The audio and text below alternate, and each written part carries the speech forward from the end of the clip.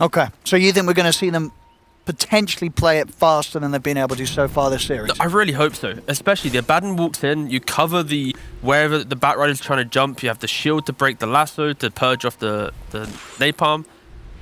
So yeah, this Abaddon pick really helps synergize with that desire for aggression. But unfortunately, the early game aggression has been the biggest weakness of BetBoom in the series so far.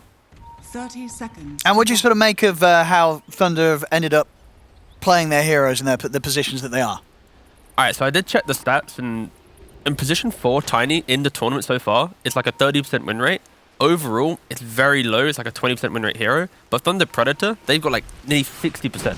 So they are one of the few teams that knows how to make it work. So I honestly don't mind them playing this Tiny in the 4 position. Okay. And we heard sort of concerns from the panel regarding the lane setup. Do you sort of agree that that could be a bit difficult, or you're not too worried about the Tiny Kunkka lane? I'm not too worried, just because, again, you're playing into a Furion, right? The Furion's not going to bully out this Kunkka anytime soon. Kunkka, naturally quite a tanky hero. He's already starting with the Ring of Protection to help offset the right-click chip damage that he'll get from the support, and also Furion himself. And then he'll just get phase boots. You have to see this Kunkka pretty much as the equivalent of what a Tide Hunter basically is. He's going to go for like some Ag style of play, he's going to walk in front, he's going to tank up some damage, he's going to throw out his boats and torrents and stuff and make the fights messy. And messy fights are what Furion kind of hates going into the mid game. Of course, we will see down bottom with and them being 2 melee, so Neko is going to have quite a lovely time slapping into them. But yeah, this is why Tiny can be played as a 4. It's just like what every 4 does, right? You buy boots and you try and skip the wave. This time, actually, because Dahak's got a bit of heads up, he does punish the timing. So now Matthew is going to be late to dragging this wave to the next die wave connecting. It won't be in between the tier 1 and tier 2. Most likely just be meeting in front of the tier 1 tower. We see top lane here, Picard. Taking heavy hits from Noticed and Force Major. So get aggressive around that refraction usage. And sort of, you know, this mid lane matchup. I mean, what do you make of this? Of course, Death Prophet. It's a hero that did get nerfed in the last mini patch that we had. Still has a lot of strengths as the mid laner here for a squad.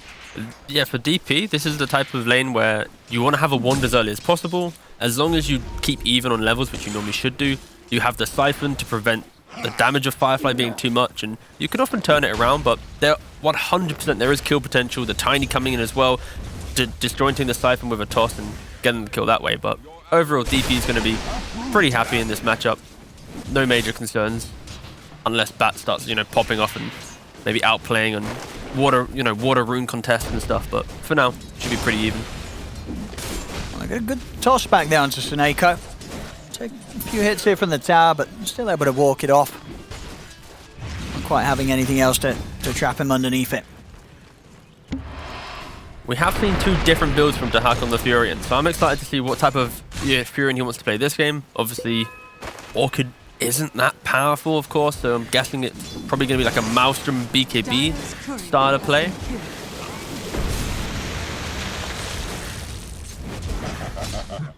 We'll see top lane. They've got the sleep set up into the spear. Pakaz might be in trouble.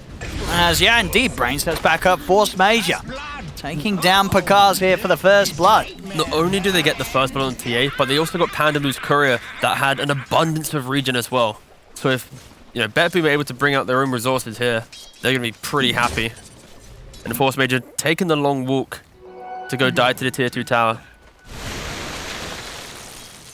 I'll see if they can hunt for Sacred here, hiding in the trees. Bye, Bane. Radiant are scanning. Also, Sacred's it's going to be fine. We'll TP back to the safety of his tower, but you're absolutely right in this top lane. I mean, 20 seconds until the courier's back up. Even with that death there, Picard doesn't even bring any more regen here, so they're really just holding off on trying to be able to not take too much damage until that courier's able to make its delivery. There's a rotation. Get the toss back. A lot of stacks here. And Siphon, as you say, Lal, able to tank a fair bit of the damage with that, even with the 5 stacks, and now I'll get removed here with the shield, and it's Dark Margot that has to back away. Yeah, they had the potential chance of kill threat, but again, this Abaddon pick walks on mid, dispels the 5 stacks of Napalm, and yeah, living the dream.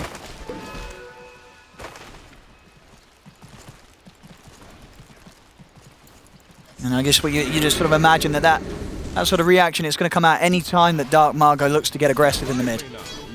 Yeah, this is now the window where Seneko TPs to mid and walks back to bottom. You know, okay, he doesn't have a TP available, so he's going to be like 20 seconds for courier plus the cooldown.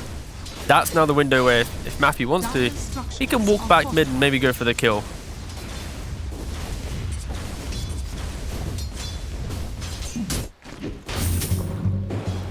On bottom. If the two of them have got enough damage to take out Seneko, the Sprout will stop Matthew being able to get any further punches in. Body blocks. Okay, okay. Yeah, with these treants, Matthew he could now be the one in trouble. Seneko will look to push him to the side. Back up top. The cars.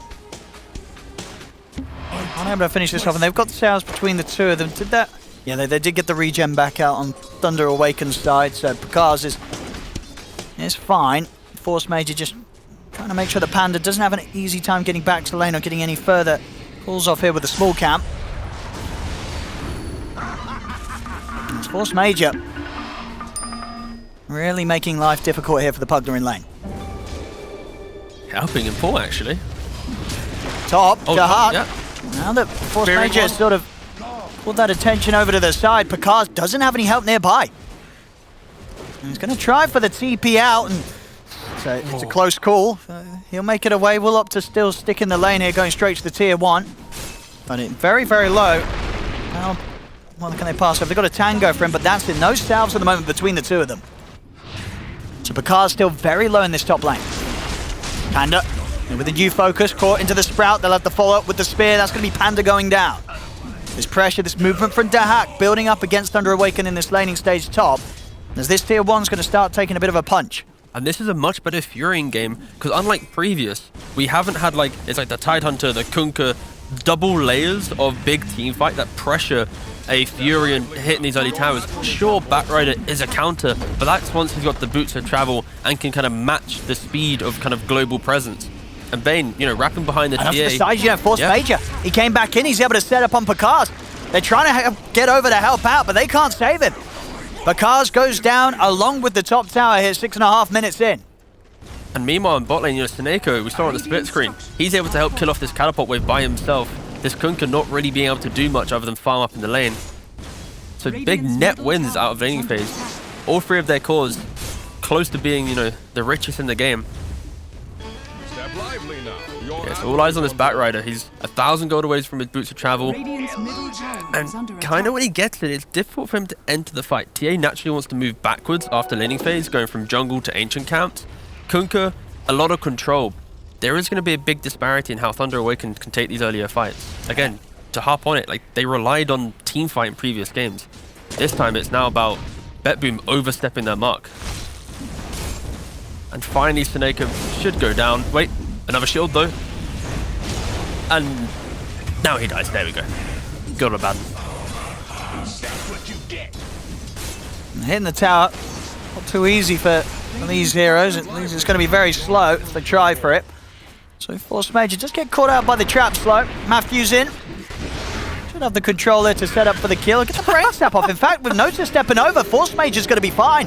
And now they look to turn. TP is not even going to come in. They know that Picard, there's very little they can do to save him. Maybe the flame break. Yeah, Dark Margot will knock back Lyle. That's enough to keep Picard safe, and now he can turn. Goes for the Bane, but the arena's up. Dark Margot goes for the lasso, but he's trapped in the arena.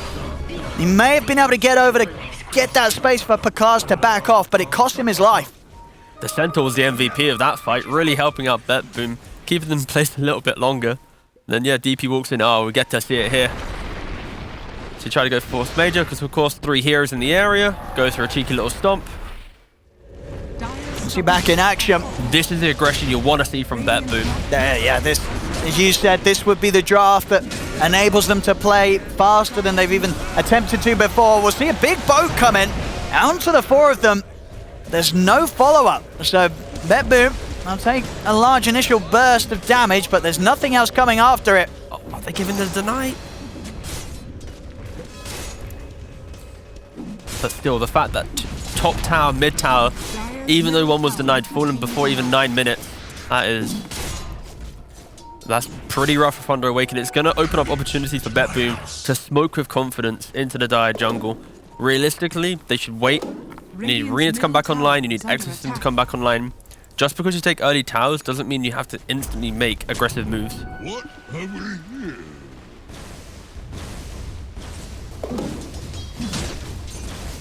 I mean, what sort of moves can Thunder Awaken look towards? What items going to enable them here? It's about protecting your jungle. You need your Pugner, your Tiny to be tanking some of these initial rotations into the jungle. Allow your TA, your Batrider Kunkka to farm behind the pockets of space that you have. You yourself, their lineup, they can't push the towers. They're not ever going to be getting gold from these tier 1s. So it's now just kind of being efficient on how you distribute the jungle and what lanes are being given to you.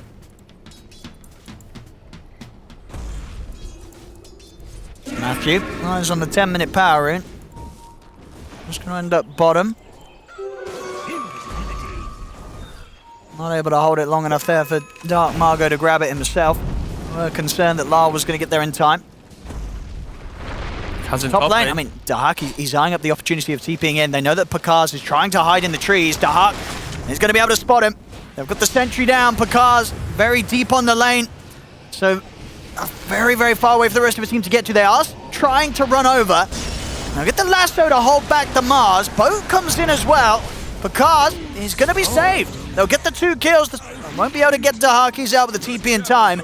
But Thunder Awaken, they will manage to get there and turn it around. That courier by the tier 2 on the Radiant side right now, that is Bane. The next one. There we go. That is Bane's Tome. That would be level 6, a free kill on the TA. Unfortunately for BetBoom, they go for the kill pre-level 6 Bane. A little bit more difficult because it's like they're waiting for the next stun. But yeah, Batrider TPing in, cancelling the arena. Lars Seneko, he's stayed around. Pakaz also staying around. I don't think he's getting out this time. Let's see what he can do. Is the rest of the team, they're coming back over again. Pakaz is like, I need your help again, boys. Matthew, he'll come in with the avalanche. And I'll tell you what, that might just have saved him. Pakaz, he's out of range. There's the toss back. As Pakaz is going to be fine. Matthew probably saying, look, mate, that's twice now. Don't do it again. Enough's enough, all right? Let's get you out of this area. It's a dangerous place. Oh. But Pakaz, he'll say it's all part of the plan there, as that is an exorcism down the drain from Lyle. I've not seen a TA survive 2 ganks that should be assured death before. That's a first.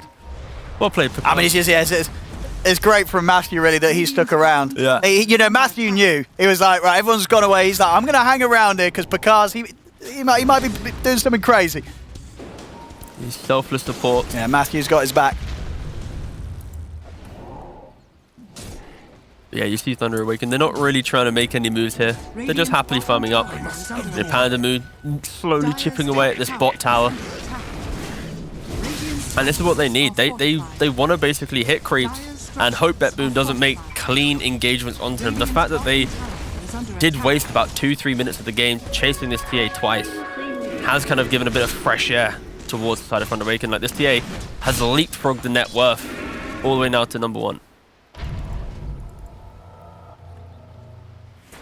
5-5, 12 minutes in. The only sort of lead that's apparent for BetBoom is the state of the map. The fact that they've taken 2 towers, and Thunder Awaken, they've only lost the one. They've only taken the one. Sorry, the bottom lane. Just able to push it down.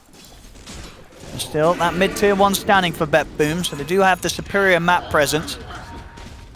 But even just taking this bottom tower just opens up the map now. You know, Sacred now hits top. You're going to have Dark Margot playing bot lane. They're just going to be a bit more efficient. It's on BetBoom to try and group up and cut through how much map they're farming. Like, look at the mini-map. You got Thunder, Awaken, sorry. They're just everywhere. Just farming everything. Not getting punished at all by this, the earlier lineup. Dark Margot. He's going to spot Lyle very, very close to the tower here. Gets him with the lasso before the silence goes off. They're not quite able to drag him back into the torrent, though. So Lyle, he'll get the ultimate and the siphons up. The boat comes crashing down onto the 2 of them, but that's Dark Margot going down. BetBoom, they're ready to try and move on for more. As Sacred, he's trapped in the trees. BetBoom, they'll take down the 2 of them. They tried to go aggressive. They do miss the combination of the lasso into the torrent. And that's the type of mistake. You do that against this lineup, and they've got the setup on Matthew here to the side. Force Major able to make sure that BetBoom get a 3rd.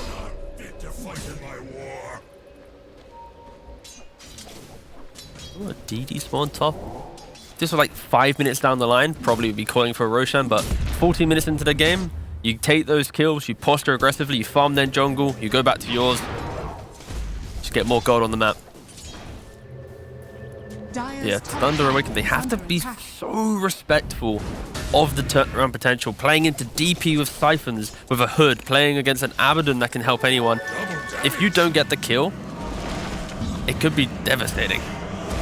I see Dark Margo is going to try and help out Panda. Could knock back from the flame break.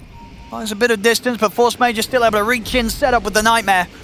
Should be Panda going down. See if Thunder Awaken can get anything in return. They'll try and chase down the Bane, but the Aphotic Shield from Seneko will buy him a bit of time and protection. Not enough, though. X-Mark back into the Torrent. Thunder taken down in return.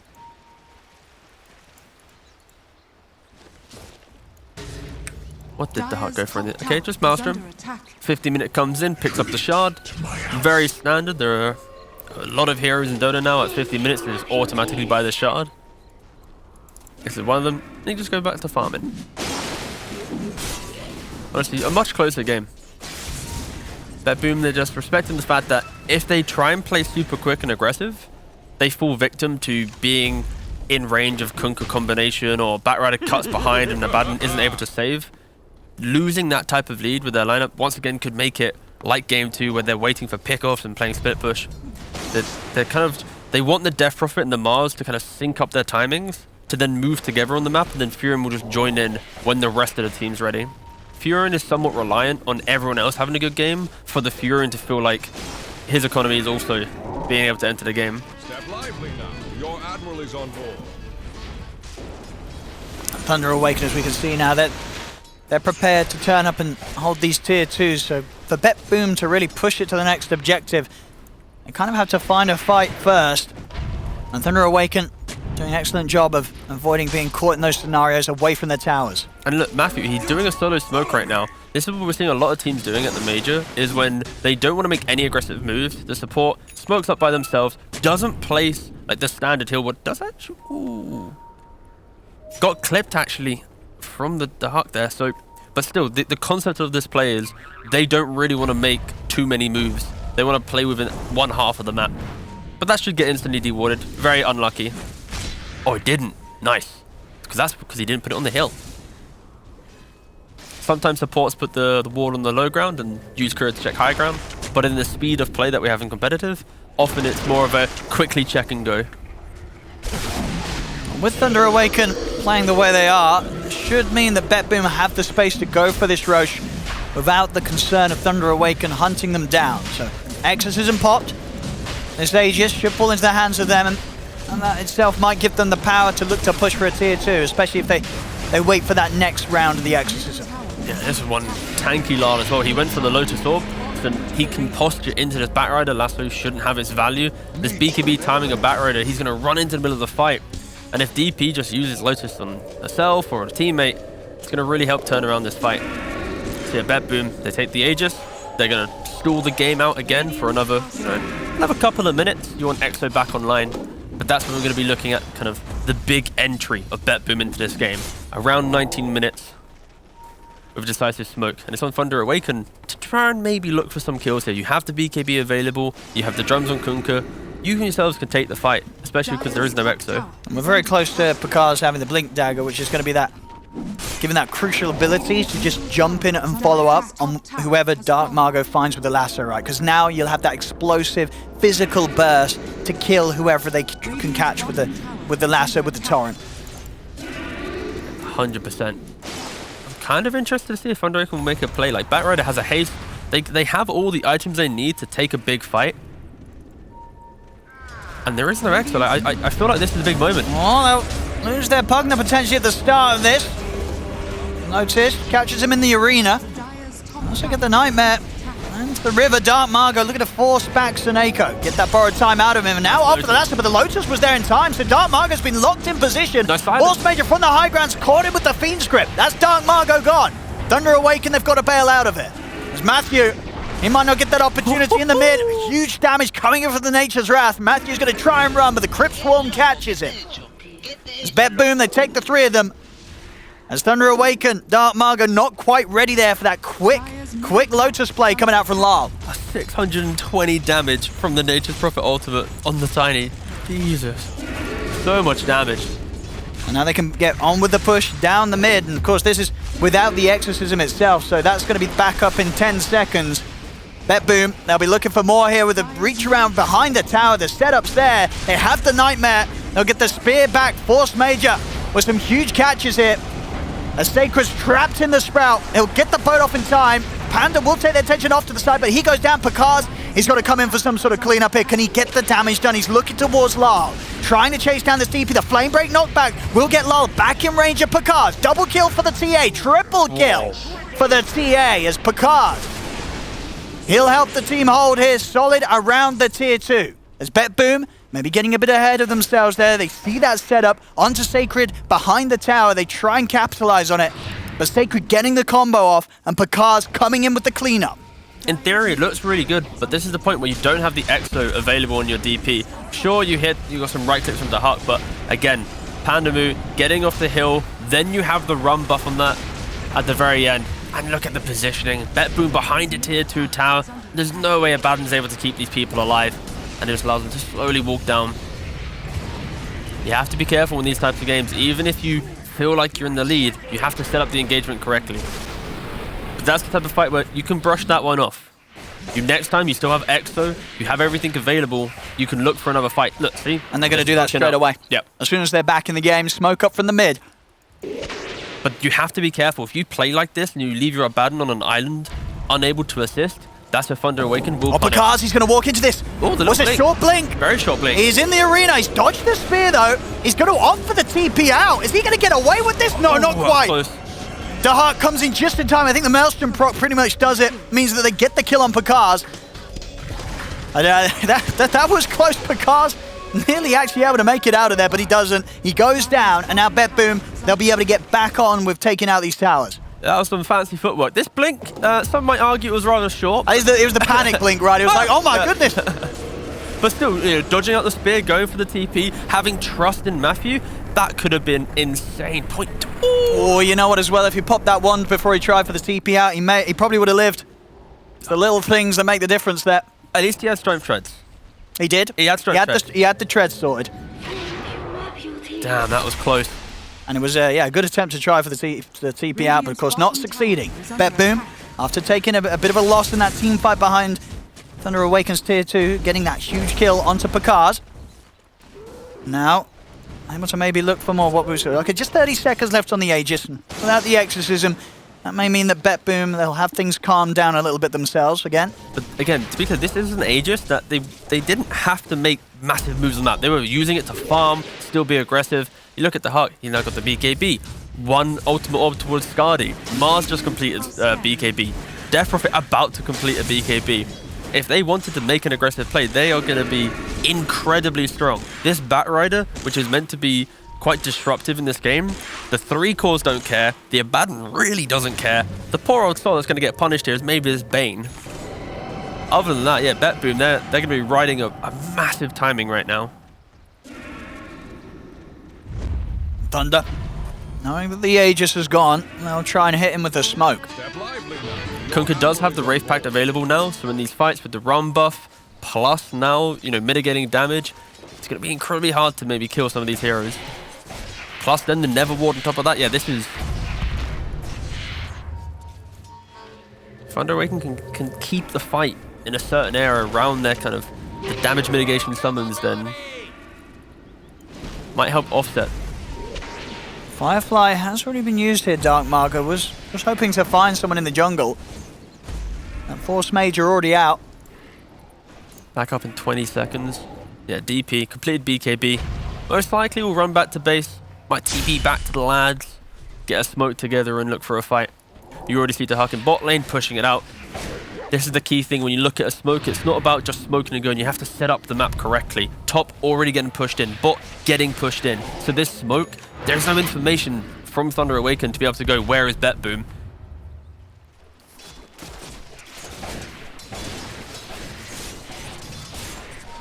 And Pakaz, of course, really wanting that BKB done before getting involved in the next fight. You see Bane TPing back to the team now. Mid-notice. I'll tell you what, he really has it out for this Pugna. Panda is going to get jumped. The Nature's Wrath finishes him off. Dark Margot watching from the side.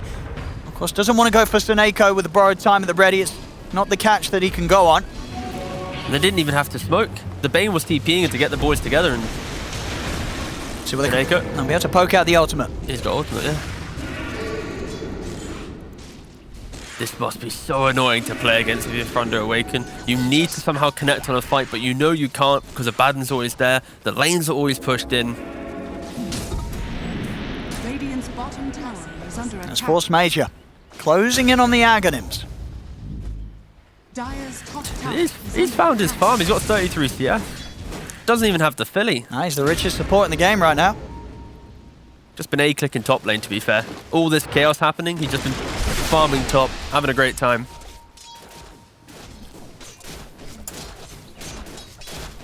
And where's that BKB for Pakaz? It's on its way out. So BKB for the TA done.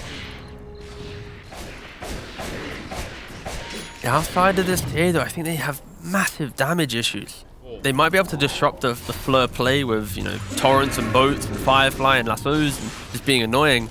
But at the end of the day, when your enemy team just presses the BKBs and Exo's passively ticking people down, they need to find a good jump. On top, Force Major.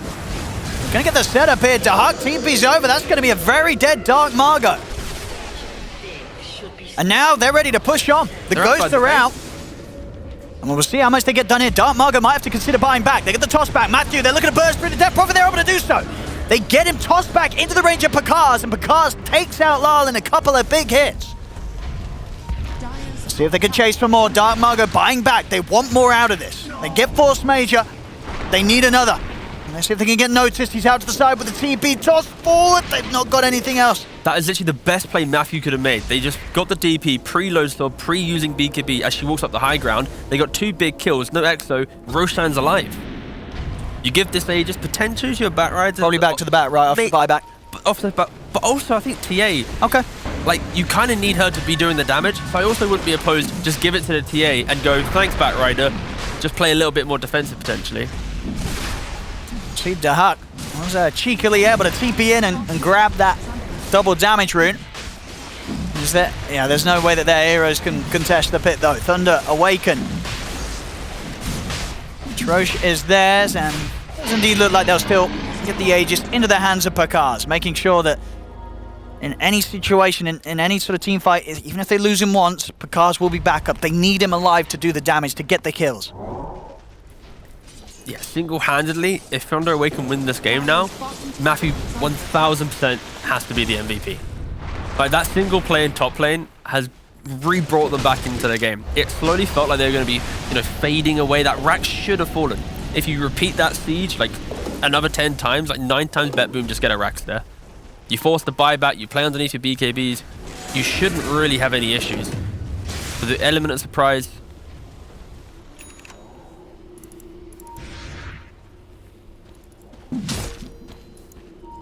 Now with the Aegis on Thunder Awaken, I mean, as we saw last time around with BetBoom having the Aegis on Dahak, they sort of used it to farm things out.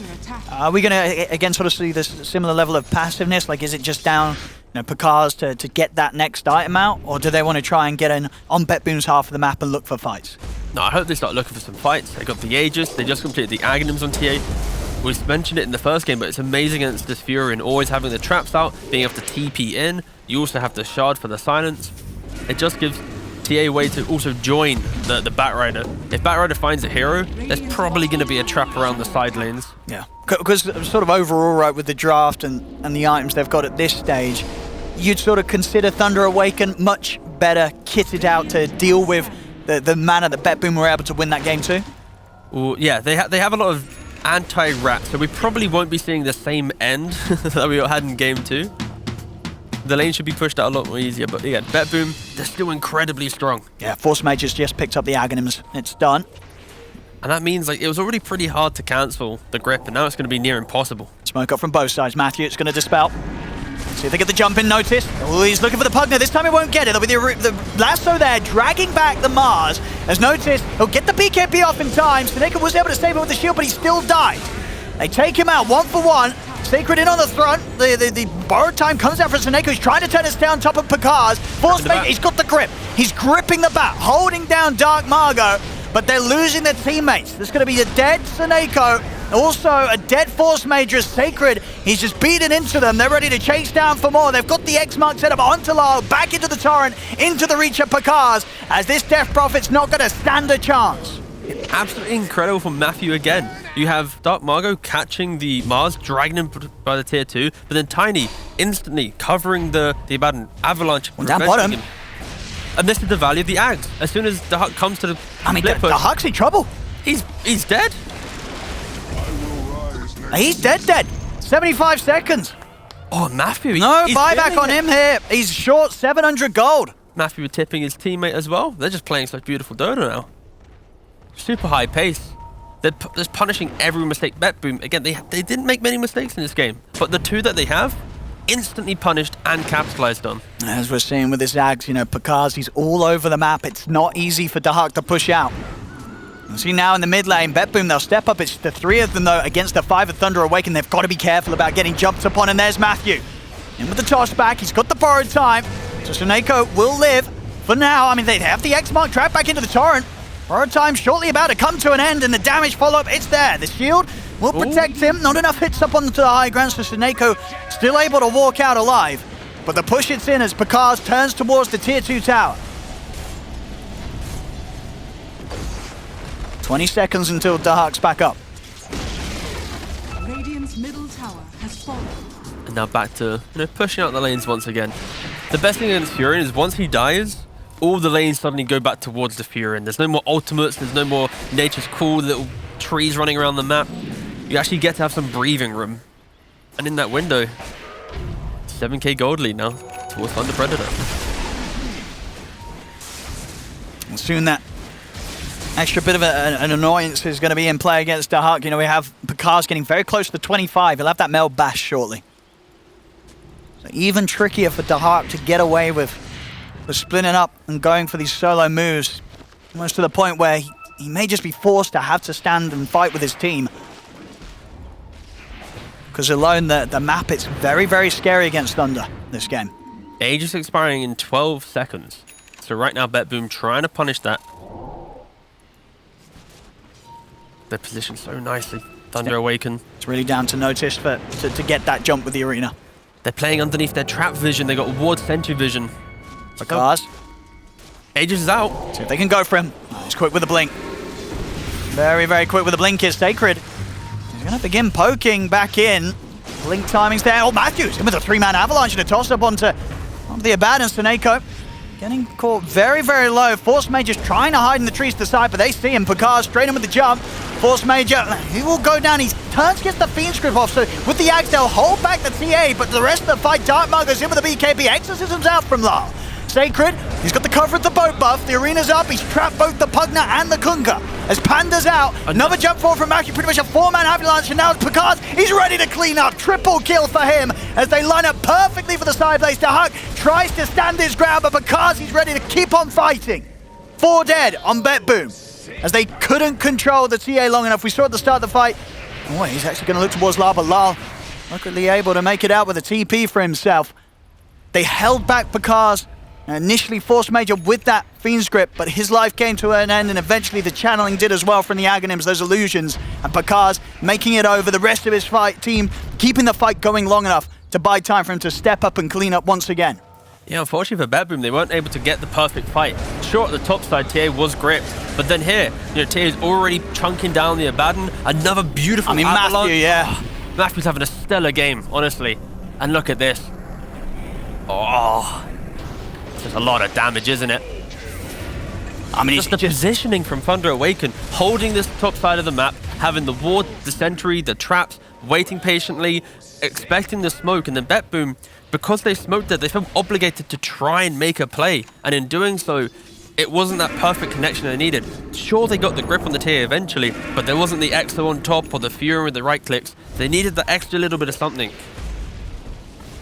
Now 12k lead, sorry. And that dynamic of, TA's the one that needs to do the damage. It's working perfectly because of the fact that Thunder Awaken's supporting cast around this TA, they're able to control the team fight so well, especially when these BKBs come to an end for BetBoom. As we're seeing Matthew multiple times, pretty much catching the whole team in his avalanches, and the AoE control from Sacred is proven to be a bit too much for BetBoom. BetBoom have to put everything in to killing this TA, because if they don't, Thunder Awaken, they'll keep the fight going and controlled long enough for Picard to clean up every time. Try being BetBoom right now, playing into Torrent Storm, Tidal Wave, Ghost Ship, whilst trying to then find the Wraith Pack that's on the ground, killing the Nether Ward of the Pugner, surviving, Thunder Awaken has got to the point where all their team fights are so goddamn messy that it's literally impossible to deal with it outside of then disengaging or engaging on your own terms. It's so difficult now for BetBoom. I mean, and now Picard was able to pick up that Lincoln Sphere. So even harder for Force Major to get that sort of setup to try and disable and slow down the impact of the TA in these team fights. Refresher on Batrider as well. And he's in. He's in straight away. Dark Margo goes straight for a deep jump onto the Death Prophet. Still, the BKB's off in time. Lyle will live against that initial jump from Thunder Awaken to the side. Seneco's getting forced away from the rest of his teammates. The BKB from Lyle comes through and he gets pulled back towards them there with a shard from Kunkka into the torrent. Picard jumps over. The arena's down. Picard wants to get out once he gets his BKB up. He steps to the side, looks to reset. Dark Margo back in a second lasso. This time, he's found the target off Dahak, dragging back the Prophet over towards Picard. Dahak puts the BKB, tries to stand his ground. The Sprout's down. Picard is trapped for now. There's the grip. They're locking down the TA. They're throwing all the buybacks into this BetBoom to try and bring down Picard. Picard, the defensive Decrepify comes out in time. He Hurricane Pikes to the side. Notice in on top of him, but the silence of the trap is there. He's able to blink off to safety. Picard hiding at the side. He's out of there. He'll get away out of this fight. Dahak also able to live. He used 2 buybacks for this BetBoom. And off the back of those buybacks, they take down both Sacred and Matthew. Should be able to get Panda as well. Dahak TP's back in. Sprout is there to trap him. So BetBoom, they'll invest in the fight. Does allow them to take down 3. So it cost them those 2 buybacks, and they don't quite get that kill on Picard. That was the one they really needed. They're so close, and unfortunately, Roshan respawning 40 seconds. Thunder Awaken respawning in 40 seconds. Unlike Game 2, where Thunder Awaken got, the freebie of the Roshan instantly, BetBoom weren't able to get that, the RNG on this side this time. But you see, the amount of time Thunder Awaken spent chasing down this Abaddon, pretty much Kunkka zoned out 4 on one side, they all isolated the Abaddon on the far right, eventually killed him off, and due to that time spent, it did give BetBoom, some kind of breathing room in this fight, some ability to actually take it. I wasn't expecting it to be this even. Now Roshan respawns. But 10 seconds if they respawn. Yeah, it's a hard one to go for. We're going to see a massive fight. So they want to take the risk. Pit. How long until Exorcism? 50 seconds. 50 seconds. That's not looking like BetBoom are going to be able to commit for this Roche. But they have incredibly good vision around Roshan. They have 2 high ground wards in the dire jungle. They have 2 wards in their own triangle. So they should be protected from any wraparound. And that's why they have the confidence. They're going to try. Well, they're poking at it. I like this. They stand in the pit to bait out the scan. And now they retreat back into their vision. Okay. See if Thunder Awaken come down towards the mouth of the Roshan pit.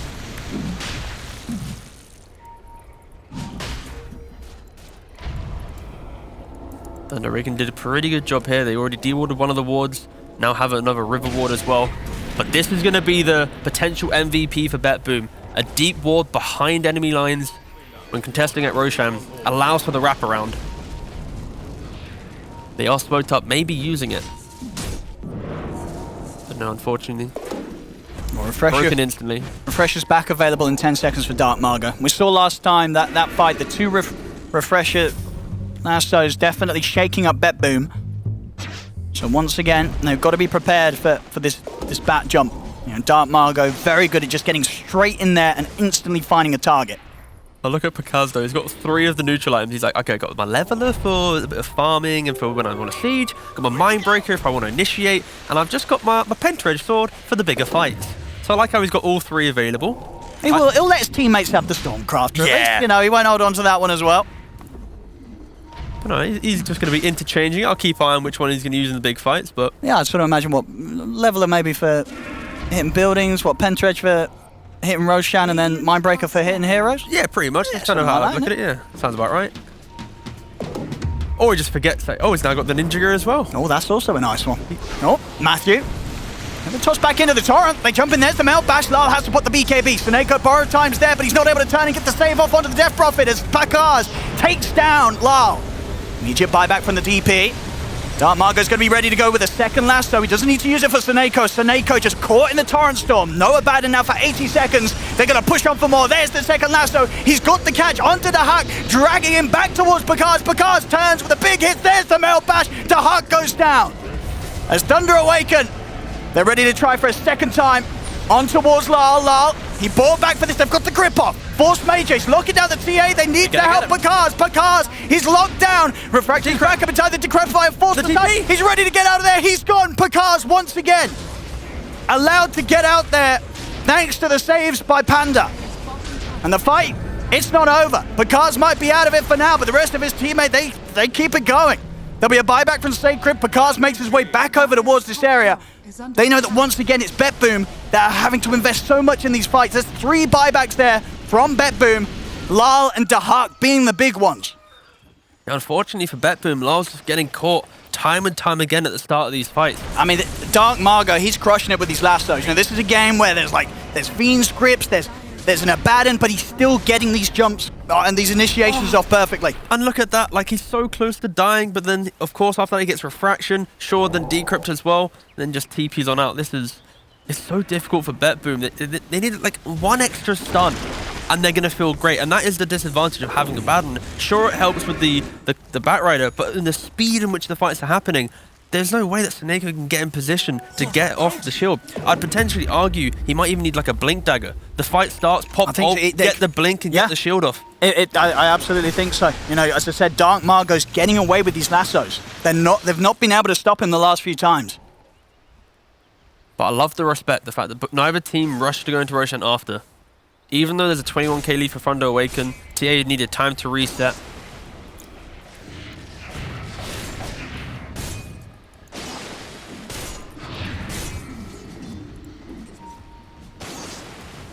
Very close to having that swift blink on top of the buyback. Because blinking into Roshan now. Once the area has been secured, yeah, I mean, chipping it down. Very unlikely that BetBoom will try and take their fight around Roche. Pakaz should be able to claim this for himself.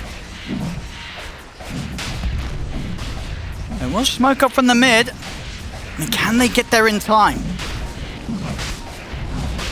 And they might be able to do so here, BetBoom. It's awkward, is it the bash as well? I mean, Noticed is in, but he's going to miss the spear. Pakaz, he's fine for now. And now to the side again, there's the lasso. Dark Margo dragging Lyle off to the side, inside the pit to Huck. I think they're trying to finish off Roshan. They've got the grip control onto the TA. Pakaz in trouble. They've got to put a stop to it somehow. The Aegis hits the ground. Dahak's able to pick it up. BetBoom, they get the Aegis for Dahak. But there's 3 of them now dead. BetBoom, they have no buybacks. Dahak goes down. He'll be back for a second round, but they can't get over to help him out. Thunder Awaken may not be able to get the Aegis, but they'll take the team fight. Dahak will swallow the cheese, but it will be his last meal. As 4 dead, no buybacks, Thunder Awaken, they should be in a fantastic position to run down a lane, get the damage done. There are outer towers on the side lanes, so the potential for the mid racks is the only racks that's going to be available for the taking. Of course, with their push, they may just be able to go for tier 4s. We'll see. There's 96 seconds without Dahak. But the thing here is, none of them have buyback due to time. They've already used it before. They should be well aware that there's no buybacks. You take this tier 3, you take the tier 4s. Oh, let's be careful around the fountain. They had a bit of trouble with diving fountains last game. They might want to take it a bit safer this game, Thunder Awaken. He's bought the jump. That's it. They're speeding it up. They're looking to close it out here. Tier 4s going down. We'll have the supports coming back up shortly. But is there anything BetBoom can do to stop it? Lyle steps up and he's going to get tossed back towards the rest of them. Will manage to get the BKB off. Thunder Awaken just trying to ignore him. Just ending the game, looking for the objectives. Now they'll jump over towards the side. And Pakaz, he's had enough. He wants to close this up. Get the game 3 victory in the bag here for Thunder Awaken. As there is it. The Ancient falls. Thunder Awaken take game 3. And with that, their series, it's theirs. 2-1. Against BetBoom. Oh, absolutely incredible game from Thunder Awaken under so much pressure from BetBoom. Them going up to the tier 3 top, it looked like it was going to be a free rack, and the speed in which Matthew punished it. I've said Matthew so many times, he easily was the MVP for his team in this game. Sure, the rest of them had stellar games, but just the small things he did, covering the Abaddon, preventing him from helping out his team. Batrider, of course, wow.